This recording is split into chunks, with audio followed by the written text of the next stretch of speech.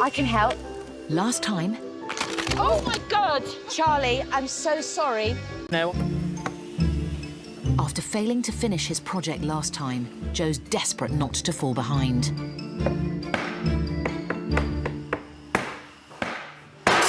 Please, no. Jesus Christ. It just shattered on me.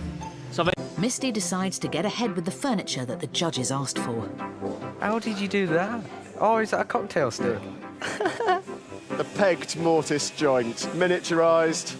Yes! The mortises are a few mil out. I have no idea how that's happened. Marking. What? No. What did you say? No. Marking. I'm feeling good. Joinery's my thing, so if I don't win this challenge, I'll be a bit annoyed. Billy's also being typically risky. I just marked it out by hand. So you've done that by eye? Yeah. Oh, it looks pretty even. They remind me of teeth. I think you'd make a good dentist. Oh, I don't like touching people's mouths. Ooh. Ah. it's strong. It will come apart. Oh. Oh. Look, it's the first sort of square. We've got pretty good lines round here. Most of this is closing up quite nicely. Go on, let me try this. I don't think you'll get it apart.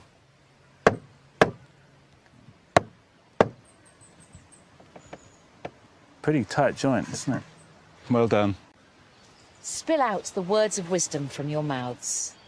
The winner of today's challenge is Billy. Through to the next week already to have immunity. It does feel good. Woodworkers, that's it. Time is up on your big build. Please, everybody, step away from your work. I'll have to do. Immune from elimination, Billy has built a large rustic farmhouse. He's drawn on his builder background, creating timber-framed gable ends, individually cut wooden shingles, and simplistic farmhouse kitchen furniture. This looks like a house that's been abandoned for the last 20 years, but I do love your shingles. Thank you. It's very charming. The closer you look, the kind of shonkier the detailing. Have you raised your game, or are you coasting? I think I'll raise my game next week. I think I'll have to do. I'm delighted to announce that our Woodworker of the Week is Charlie. Well done. Thank you. Now, Billy, you won that very valuable immunity.